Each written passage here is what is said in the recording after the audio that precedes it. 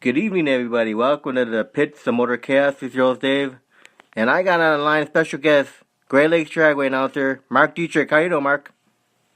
Going, man. So, how's it going today? Doing all right. Getting ready for racing season. Yeah, it's getting close.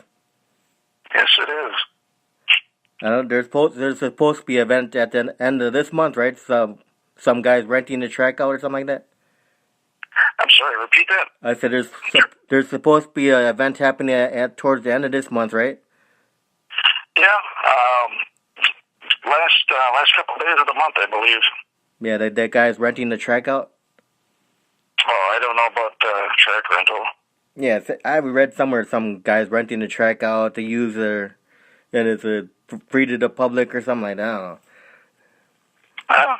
That could be. So now, Mark, when did you begin your career in drag racing? Oh boy, it'd be around 2003. Somewhere's around, but right around that year. That's when you started at Lakes Dragaway, or somewhere else? No, I started working at the Grove. Obviously, I was a fan before that, but it was kind of a fluke that I ended up working down there too. So how did you become the announcer? I have a radio show in Milwaukee here, and being familiar with the track, we're a nonprofit station, and we have to come up with fundraising on our own. And I saw the guys at World of Wheels with the big trailer one year, and Dave Hollinsey was working in the trailer, and I asked them if they'd be willing to donate some tickets to the radio station to help with our fundraising, for that year. And he agreed, and he was like, you a DJ? Yeah, I got a show down there. He's like, you ever want to announce drag races? Oh, heck yeah, dude, sign me up, So I went down, and my training consisted of, there's the tower, the microphone's inside, the amplifiers to your left. There you go. That's a lot of training. That was my training. Yeah, it was a lot of fun. So you and Red Baron seem to be get along quite well on the booth. Yeah, I enjoy working with the Red Baron. He's got his own kind of humor, and he's a little more knowledgeable with some of the. I hesitate to call what you would call street racing, but like the real street drags type of events, because that's what he participated in for years. Yeah, that's what he was telling me, that both you guys got knowledge on certain racing that the other one doesn't. Right. Like you for the nostalgia funny cars and dragsters and stuff like that. Yeah, I'm a little more with the older stuff, muscle cars, gassers. Yeah, stuff like that. Then Red Baron for the wise guys. Well, we're both kind of on board with the wise guys. I've been watching those guys since I was a kid. So, one of my first jobs down there working was I don't know if you remember Pat Hart. Yeah. But he and I paired up to do a lot of the Nitro Streetcar Balls and other events, and we had a lot of fun doing that. But the Wise Guys have been a mainstay for a long time for us. So, and yeah, go ahead. I know he's been doing a lot of work with the Pro E85 racers, some of those groups, and I've been more in the forefront with like Midwest Nostalgia Pro Stocks and the Nostalgia Super Stocks, stuff like that. That's good. So let me ask you this question, Mark. What's your greatest memory of Broadway Bob? Oh, boy. Oh, man. Let me think about that for a second. I'm sure there's like hundreds of them. You gotta choose one of them. Well, the coolest, well, one of the most enjoyable that I was watching, he had that golf cart with the dingle balls on it and all that stuff and bobbleheads. And he would drive that thing around, and he had mirrors strategically placed on the floor of the golf cart for certain reasons. And he never hesitated to tell the ladies that he took for a ride that he was, a dirty old fart. And some of the looks that they had when they got on the golf cart and saw the mirrors and all the other stuff, it was pretty priceless. It was a good time. Yeah, I used to enjoy watching him sit on the nose of the Doug Rose Green Mamba jet car. Mm-hmm. Man, those are good times. And watching him drive the Dragonator. Yep, sitting on top of the dragon with the sword. And yeah, I got some video footage, but it's like on an 8mm tape, so I have to try to find a way to transfer the 8mm to like DVD or something, or to the computer, one of those. Right, that's cool. Yeah. So now sitting on a jet car, holding a beer with one hand and holding on to the car with the other. Oh yeah, he always had the beer in hand. Yep. Sometimes he had those crazy sunglasses on. Most of the time, yeah. We went to Chicago World of Wheels back in 07 or 08 with Bob, and we were just walking around, and Chris Karamasinas was walking around, and they just happened to see each other, and we kind of stepped back a little bit and let those guys talk, and you couldn't hear what they were saying because it was so noisy, but the hands were just flying, they were laughing and the hands were going back and forth. That was entertaining.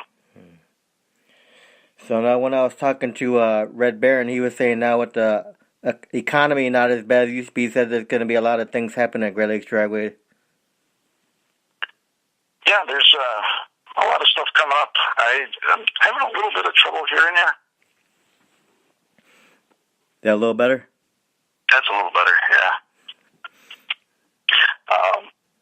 I know there's a lot of interest in some of the no-time classes and some of the stuff that's happening for the streetcar brawl this year. We got some new sponsors this year. It is going to be pretty cool. Then, like one cool thing I saw is you guys are bringing in Shelly Siegel and her Firestarter jet car for the Night of Fire this year. Okay, yeah, I'm out of the loop with some of that stuff. I know Harley Davidson also signed up this year, and we're going to be one of the event areas to go for the 115th reunion this year. There's going to be a special Harley Davidson day out there by us. Yeah, I saw that on the Facebook page. Yeah, I can't wait for that either. That's it's kind of a big thing, Harley's right in our backyard, and years ago they used to test their bikes at our track. And a lot of history there. Yeah, but with the jet car thing I was talking about, it's nice to see some different jet cars coming there besides the same old faces every year. Right. Because I know most of those people you guys got like contracted to come in there every year is the same driver, so yeah, a lot of it, it's who's available, and stuff like that. A lot of those guys are used to running at our track, and they enjoy the crowds and what goes on too. So yeah. So how's experience in the stands when those jet cars start flaming at you? What was that, in the stands? Or? No, in the tower. How's the experience of the jet cars? Oh, in the tower. It's something else. The whole tower shakes. Stuff falls off the counters. Depending on some of the stuff falls out of the ceiling. It's actually not as noisy as you would think, but gets hot up there. I've been in it probably 5 times now when it was on fire. But it's definitely something to experience. As you're looking right down the pipes of 2 jets, when they're doing their thing. It's pretty neat. Yeah, I know you guys are always talking about in the towers when the jets are going, oh, they're spraying the tower water, getting ready. Yeah, they get the hose and they hose down the walls because it's all made out of wood. But, yeah, it's definitely an experience. I know Freddie made a couple like Facebook Live videos of the jet cars from up there. Yeah, it's neat, and especially when you get somebody that's really pushing hard, like 50 cal, and the whole, like I said, the whole tower is just shaking. Everybody that's up there, we give them 2 rules. Number 1, if you see fire, out the back door, and number 2, if you're in the tower, you need to hold on to something so it doesn't fall. So how was it like in the tower for last year when Tough Enough had that little incident with his car? Oh, with the one with Tough? Yeah. Yeah, that was interesting. We didn't know what happened right away either, and all of a sudden he fired it up, and we could see, it was going, and then looking out the back window, you could see that, it was really bright, and it was getting brighter and brighter, and all of a sudden we heard the ruckus, and over the radio, it's like, I think we better vacate the tower. Man, and he burned up all the starting wires when that happened, right? Yeah, we had cables hanging over lane 2, and the heat from that situation, it charred a corner of the tower. It charred the wiring going up the side of the tower, and all the stuff that was hanging over the lane pretty much got wiped out. But thankfully they did what they did. It could have been a lot worse. Yeah. So now, Mark, before you became an announcer, when you used to go watch drag racing, what got you into drag racing back when you were young?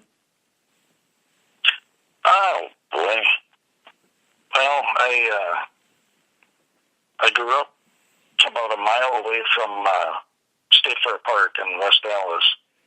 And I used to watch, my parents would take me up and watch the roundy round cars, the old USAC cars and stuff. And I think when I was in junior high, I saw some racing, some drag racing, and I was always into muscle cars because of my parents, but I started to see some of these guys running like the old super stock cars, and the first time I saw a front engine dragster on nitromethane, that was it. It was over. No more roundy round stuff. Yeah, the roundy round racing gets boring to me for some reason, huh? Well, I mean, when I was a kid, it was cool. You could go in the pits and meet the drivers and stuff like that on qualifying days. But I think those times are gone. Oh yeah, NASCAR is. Everyone talks about NASCAR all the time when I do interviews with drag racers, saying the difference between drag racing and NASCAR. You could get to the drivers.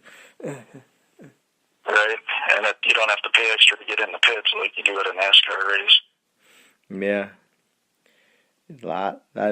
Someone gave me I forgot how much they paid. It was like a big amount of money just to meet the drivers, though. Yeah. And I don't know. I did go see some open wheel racing, IndyCar series, and the last time I was there, we were on the infield, and I got to meet Paul Newman. He was zooming around on his wheelchair, and